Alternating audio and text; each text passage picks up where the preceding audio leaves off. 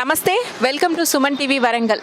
Suman TV ప్రేక్షకులందరికీ 75వ గణతంత్ర దినోత్సవ శుభాకాంక్షలు. మనకి జనవరి 26 అనగానే గణతంత్ర దినోత్సవం అని తెలుసు. అదే రిపబ్లిక్ డేగా కూడా మనం పిలుచుకుంటాం. అయితే కానీ దానికి రీజన్ ఏంటి? జనవరి 26న ఈ గణతంత్ర దినోత్సవం అని మనం ఫ్లాగ్ ఎందుకు ఎగరేస్తాము అనే కారణం ఎవరికైనా తెలుసా? అయితే మనకి రాజ్యాంగం అమలులోకి వచ్చిన రోజు అని ప్రతి ఒక్కరికి తెలిసిందే. అదే రోజున ఎందుకు ఈ రాజ్యాంగాన్ని అమల్లోకి తెచ్చారంటే, స్వాతంత్రానికి ముందు అంటే ఆగస్టు 15కి ముందున మనకి ఫ్లాగ్ హోస్టింగ్ అనేది ఫస్ట్ సారి జనవరి 26 రోజున జరిగింది. అది కొన్ని సంవత్సరాల క్రితము ఒక సమావేశంలో ప్రజలందరూ కూడా బ్రిటిష్ వాళ్లకు వినిపించేలా త్రివర్ణ పతాకాన్ని ఎగిరేస్తూ మన భారతదేశాన్ని భరతమాతకి జై అంటూ నినాదాన్ని పలికారు.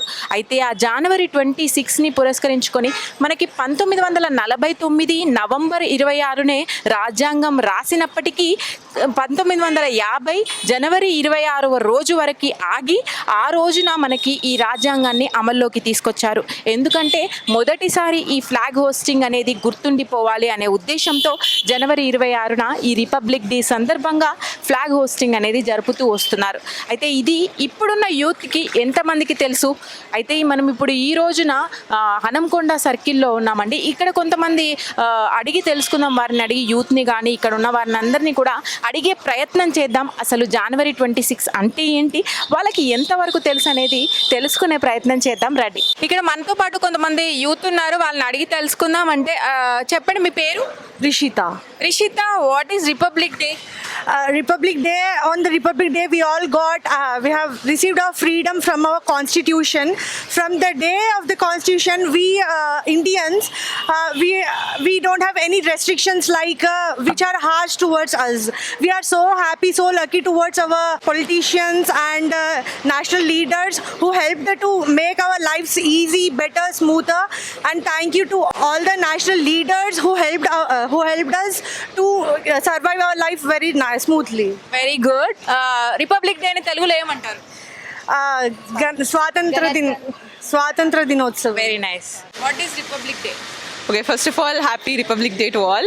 And Republic Day means the day we got our constitution back to in our hands to the India. First of all, we want to thank all the leaders and who wrote the constitution for us and who make our lives easier and better in all the ways. Okay, మీరు చెప్పండి, republic day అంటే మీ దృష్టిలో? First of all, I wish everyone a happy 75th Republic Day. According to my perception, Republic Day is nothing but when our national leaders are formed our constitution and which was implemented, that day we celebrate it as Republic Day. So I thank every freedom fighter and every nationalist who wrote the constitution and who helped us now to lead a happy and peaceful life. Degree students right మీరు? Okay, republic day అంటే ఏంటి? Republic day అంటే మనకి రాజ్యాంగం అమల్లోకి వచ్చిన తేదీ. తెలుగులో ఏమంటారు రిపబ్లిక్ డే? గణతంత్ర దినోత్సవం అని అంటారు. ఫ్లాగ్ హోస్టింగ్ ఎందుకు చేస్తారో తెలుసా?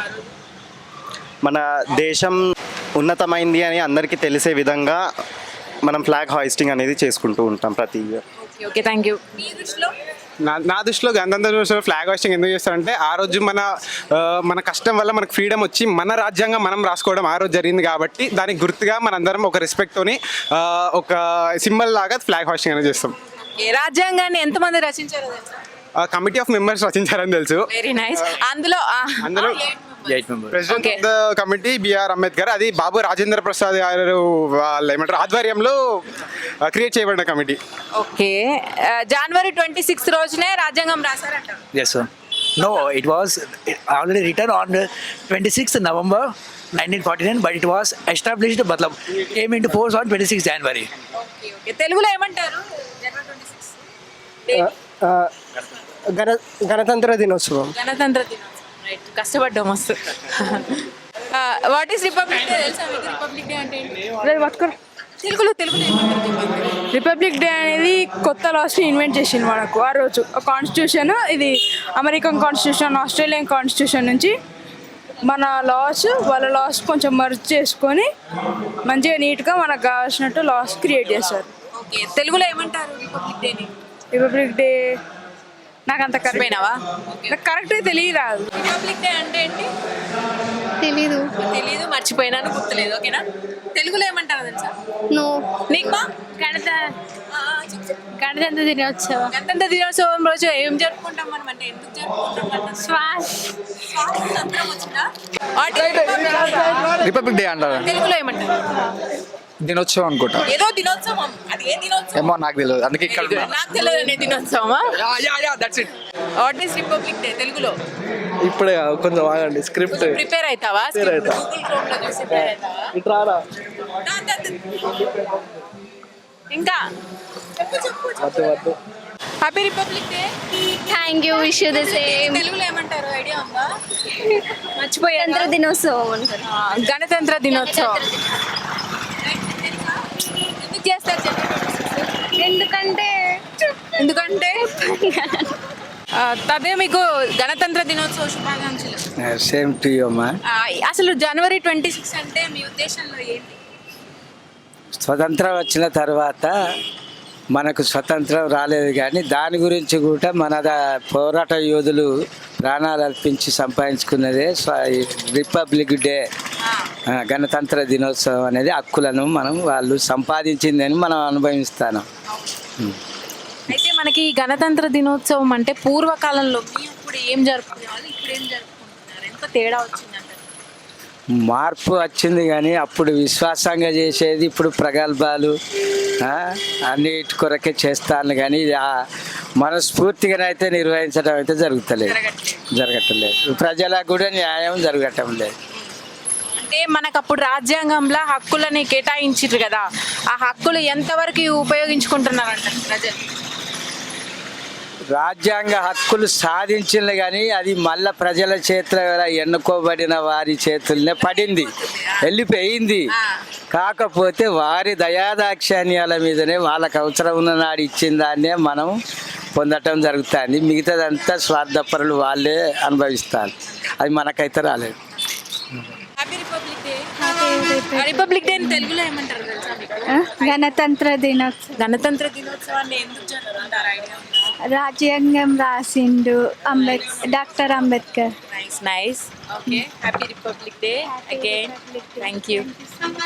Happy republic day. Thank you. Same to you.